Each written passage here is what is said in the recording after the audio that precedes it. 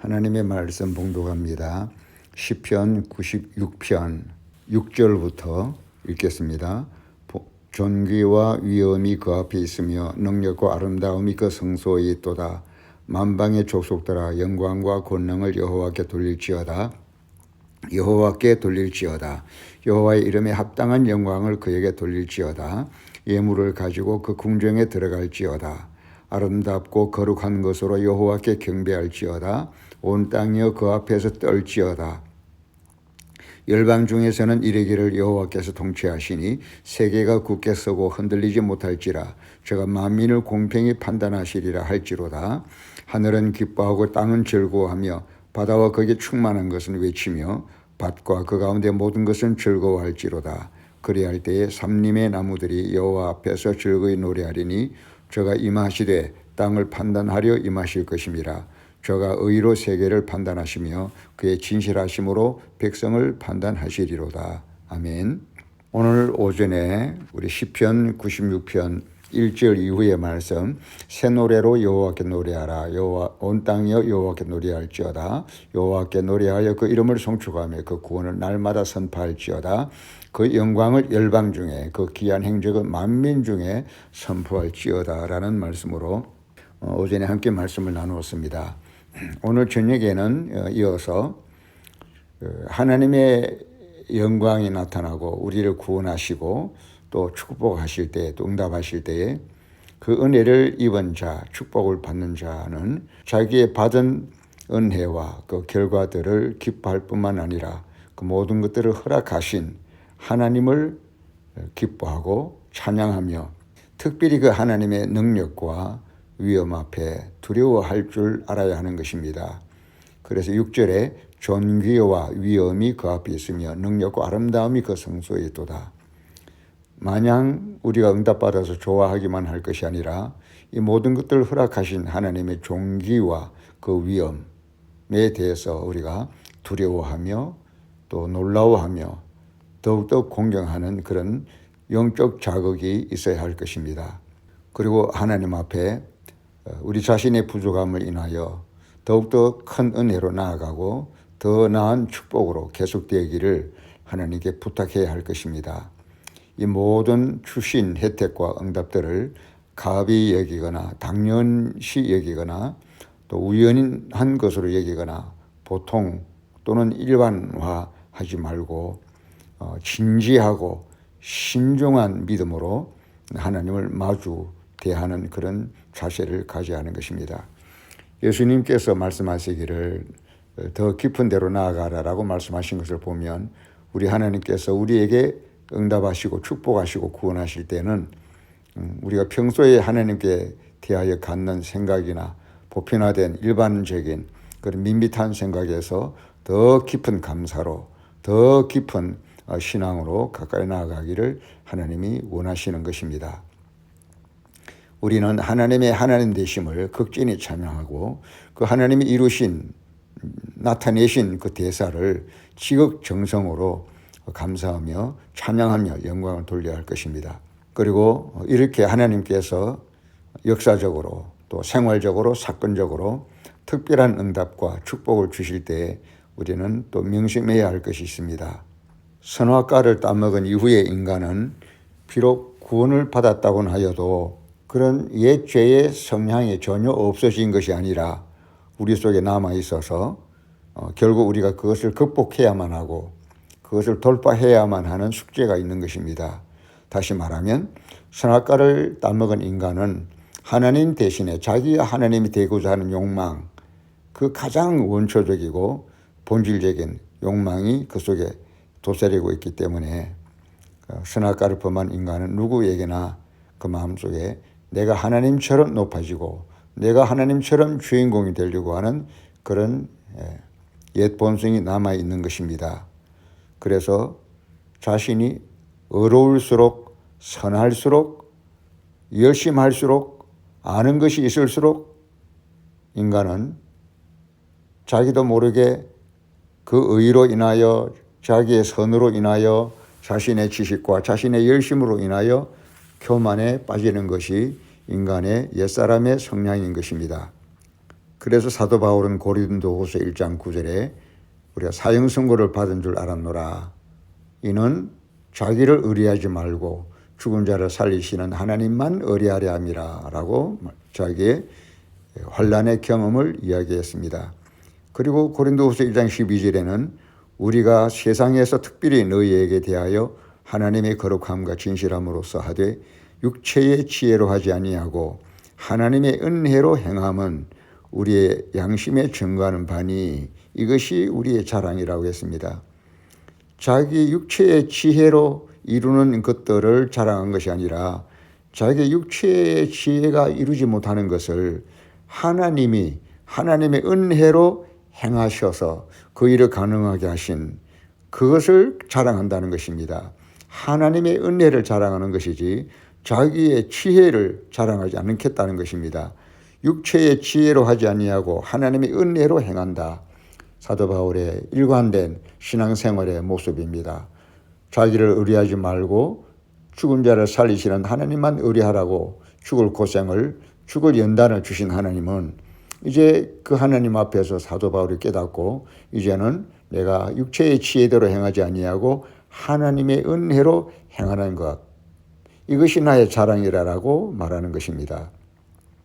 인간은 그만큼 선악과의 후유증으로 인해서 의로울수록 선할수록 열심할수록 충성할수록 알수록 지식이 있을수록 교만에 빠지는 성향이 있기 때문에 그래서 자기 육체의 지혜대로 행하지 아니하고 그것을 부인하고 하나님의 은혜로 행하겠다라고 고백하고 그것을 자랑으로 삼겠다라고 결심하는 것입니다. 우리들에게 좋은 것을 허락하신 하나님 앞에 이 모든 것이 내게서 나온 것이냐 착각하거나 자랑하지 말고 모든 것을 하나님의 은혜로 진행하신다는 것을 깨닫고 그 하나님의 은혜를 절대 은혜로 여기고 그 절대 은혜 앞에 우리는 또한 절대 겸손의 자세를 가지고 하나님만을 자랑하고 하나님께만 영광을 돌리는 그런 자세가 필요합니다. 그럴 때 하나님께서는 계속해서 축복하시고 계속해서 기적을 일으키실 줄로 믿습니다. 그리고 마지막으로 한 가지 더 우리가 생각할 것은 하나님께서 축복하실 때 대사를 이루실 때에 우리를 위하여 역사하시거나 응답하실 때에 우리가 무슨 응답이나 축복을 받을 때에 우리가 항상 그 사건 이면에 계신 하나님의 은밀한 임재와 그 하나님의 보이지 않는 손으로 역사하시는 역사와 하나님의 베푸시는 눈으로는 보이지 않는 은혜와 축복과 그 사랑을 포착해야 한다는 것입니다. 하나님이 스스로 숨어 계시면서 침묵 속에서 어떻게 하나님이 사람의 눈으로 귀로 보고 듣기에는 고요한 것 같으나 어떻게 하나님이 보이지 않게 역사하고 계시는지 그 하나님의 손길을 포착하고 하나님의 임재와 역사하고 계심을 말씀하고 계심을 우리가 포착해야 하는 것입니다. 하나님께서 우리를 위하여 구원을 베푸시고 역사를 하실 때에 우리는 역사하는 그 하나님께 귀를 기울이고 우리를 위하여 말씀하시는 하나님께 마음을 기울여야 하는 것입니다. 근간에 일어나는 하나님의 구체적인 역사들 모든 무거운 물질의 짐을 벗겨주시고 새 성전의 아름다움을 만들어주시고 사택의 기적을 베풀어 주시는 이런 하나님이 일하시는 흔적들 가운데서 하나님의 모습이 비록 눈에는 보이지 않지만 결과적으로 나타나는 이런 하나님의 큰 역사, 창조의 역사, 구원의 역사, 응답의 역사 앞에서 계속 하나님께서 어떻게 움직이고 계시는지, 말씀하고 계시는지, 우리에게 요구하고 계시는지, 그리고 우리를 어떻게 판단하고 계시는지, 그리고 마지막에는 온 인류를, 온 세상을 심판하시는 하나님이 어떻게 판단하시고 심판하실 것인지에 대하여 우리가 하나님을 포착하고 그 흔적과 그 의도와 그 하나님의 능력과 우리를 향한 사랑을 포착하고 그 은혜를 포착해야 하는 것입니다. 그리고 인격적으로 하나님을 믿음으로 마주 대면하며 감사와 찬송과 영광을 돌려드리는 일을 건너뛰거나 잊어버려서는 안 되는 것입니다. 하나님의 눈에 보이지 않는다고 해서 모든 나타나는 이런 구원과 응답과 축복의 역사들을 상식적인 것, 우연한 것, 당연한 것, 일상에서 흔히 일어나는 것들 또는 보편적인 것으로 그렇게 여기고 건너뛰지 말아야 할 것입니다. 하나님의 임재, 행하심, 대사를 이루심, 역사하심, 판단하심, 심판하심 우리가 대면하고 그 하나님의 음성과 뜻과 나를 향한 하나님의 마음을 우리가 포착하려고 애를 쓰며 묵상을 해야 하는 것입니다. 엘리야가 늘 충성했지만 마지막 순간에 하나님이 어떻게 침묵 속에 역사하고 계시는지에 대하여 미처 그것을 보지 못한 근시안에 실수를 품었습니다. 성도들도 엘리야처럼 하나님이 눈에 보이지 않는다고 하나님의 역사하심을 알아차리지 못하고 근시안인 채로 비껴가기가 쉽습니다. 그래서 사도 바울은 신령한 지혜와 총명에 하나님의 뜻을 아는 것으로 채워주시기를 무릎을 꿇고 기도한다고 에베소서 골로새서에 말씀하신 것입니다.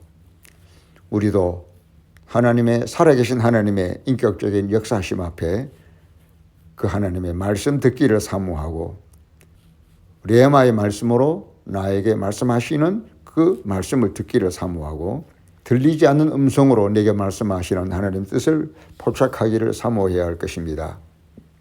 그리고 그런 인격적인 하나님을 믿음으로 만나고 교제하고 영으로 소통하고 교제하고 만나기를 사모해야 할 것입니다.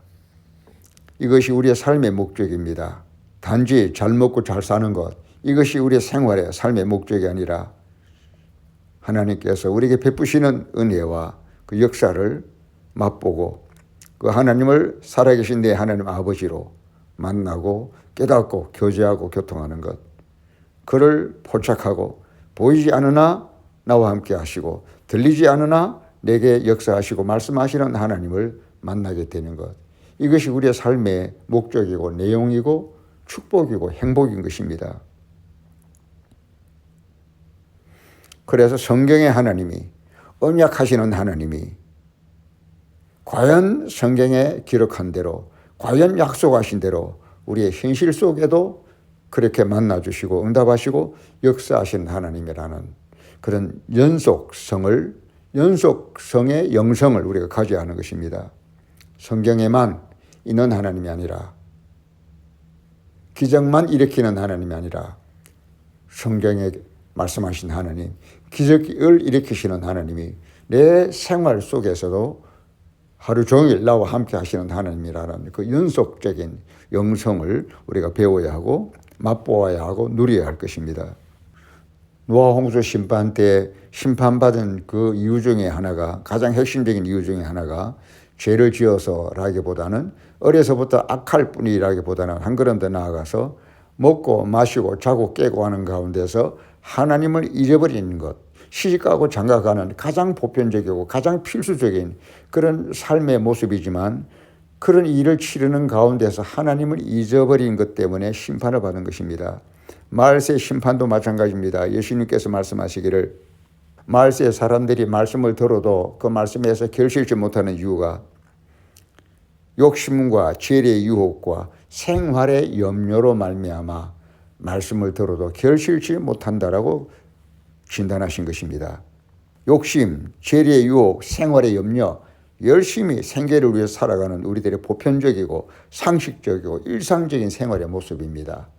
그런 일상적인 생활 속에서 상식적이라 하여, 너무나 보편적이라 하여 그 일에만 몰두하다가 배후에서 역사하고 계시는 하나님을 잊어버리는 죄, 이것이 홍수 심판 때나 주님이 마지막에 오시는 말세 때나 심판의 핵심 내용이 되는 것입니다. 오늘 우리들에게 역사하시는 하나님, 응답하시는 하나님, 우리를 도우시는 하나님, 이 하나님께 대하여 나타난 결과만을 우리가 누리고 즐길 것이 아니라 이 일들을 가능케 하신 하나님께 대하여, 그 하나님의 살아계심에 대하여, 그 하나님의 나를 사랑하심에 대하여, 그 하나님의 역사하고 계심에 대하여 우리는 집중해야 하고 포착해야 하고 만나야 하고 깨달아야 하는 것입니다. 느껴야 하는 것입니다. 만족하며 감사하고 영광을 돌려야 하는 것입니다.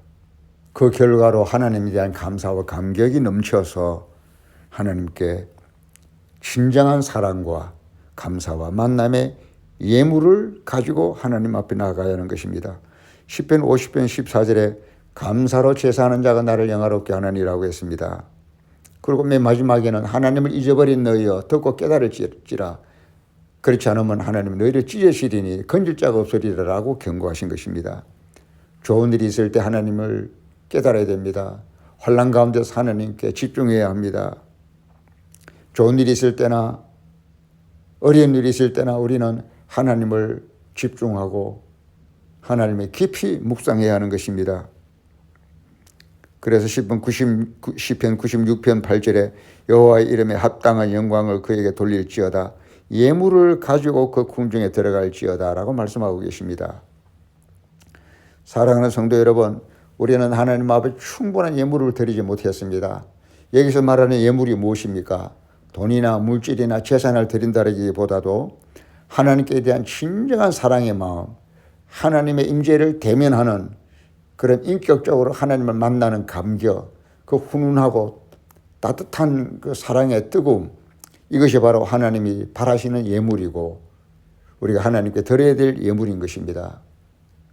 우리에게 주어진 아름다운 축복들, 응답들, 이것들을 눈으로 보면서 우리들의 감성이, 우리들의 만족감이 여기에서 머무를 것이 아니라 이 모든 것들을 허락하신 하나님께 대한 뜨거운 감사의 예물, 뜨거운 사랑의 예물, 뜨거운 찬송과 믿음의 예물을 하나님 앞에 드리면서 궁정에 들어가야 할 것입니다.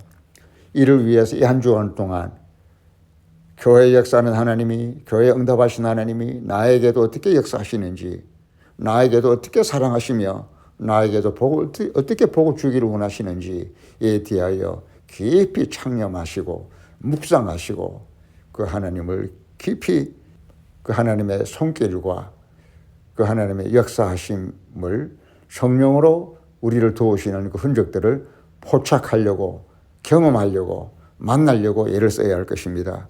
하나님, 교회의 징조와 응답과 축복을 베푸시는 하나님, 내 삶의 현장에서도 하나님의 뜨거운 사랑을 깨닫게 하여 주시고 하나님의 축복하기를 원하시는 그 하나님의 마음을 만나기를 원합니다. 역사하시는 하나님을 뵙게 되기를 원합니다. 라고 우리가 사모하며 그런 만남의 예물을, 만남으로 말미암은 뜨거운 감사와 사랑의 예물을 하나님 앞에 드리기를 사모하시고 또 드리게 되기를 주님의 이름으로 축원합니다. 어려움이 있을수록 우리는 예수를 깊이 생각해야 합니다. 다윗이 어려울 때, 연단 받을 때 하나님이 깊이 묵상했습니다. 내가 고난이 있기 전에는 그릇 행하였더니 고난을 통해서 하나님의 깊이, 하나님의 율례를 깊이 깨닫게 되었나이다라고 시편 119편에 고백했습니다. 바울 역시도 사형 선고를 받은 줄 알았노라 하면서 이는 자기를 의뢰하지 말고 죽은 자를 살리시는 하나님만 의뢰하려 함이라라고 바울은 깊이 묵상하며 하나님을 깨달았습니다. 좋은 일이 있을수록 또 하나님을 깊이 생각해야 합니다. 이 좋은 일들이 우연히, 당연히, 일반적으로, 보편적으로 일어나는 그런 상식으로 돌리지 말고 일어나고 있는 환난과 축복이 병행되고 있는 이 시점에 이 시간이야말로 환난 가운데서 또 축복과 응답 가운데서 하나님을 인격적으로 만날 수 있는 기회고 하나님도 우리가 하나님께 만나는 신앙으로 나오기를 원하고 계시는 것입니다. 한 주간 동안 하나님을 개인적으로 만나고 경험하게 되기를 바랍니다. 시편 42편 1절부터 2절까지 하나님이여 사슴이 시냇물을 찾기에 갈급함같이 내 영혼이 주를 찾기에 갈급하니이다. 내 영혼이 하나님 곧 생존하시는 하나님을 갈망하나니 내가 어느 때에 나아가서 하나님 앞에 배울고. 물론 다윗이 어려움에 처했기 때문에 하나님을 갈망하는 모습도 있겠지만 다윗이 궁핍해서 꼭 어려움이 있어서만이 아닙니다. 오히려 축복을 받을수록, 은혜를 입을수록, 응답을 받을수록 더욱더욱 생존하시는 하나님을 만나고 그분의 손길과 그분의 살아계신 임재를 포착하기를 사모해서 이렇게 생존하시는 하나님을 갈망하는 목마른 사슴이 신의 물을 찾기에 갈급함 같이 하나님의 역사하심과 말씀하심과 또 우리를 만나주심을 사모하는 이런 마음을 가졌던 것처럼 우리도 그런 마음으로 한 주간 동안 살아가시면서 우리에게 베푸시는 이 역사 동안 하나님 더욱더 하나님을 사랑으로 만나고 기쁨으로 만나고 찬송으로 감사로 만나게 하여 주시옵소서. 그런 기도가 있으시길 바랍니다. 결론을 맺겠습니다. 온 몸에 피가 흐르듯이 우리 모든 성도들이 한 주간 동안의 삶 속에서 하나님의 임재와 인격적인 만남의 감동이 우리 모두에게 흐르는 은혜의 한 주간이 되기를 주님의 이름으로 축원합니다. 아멘.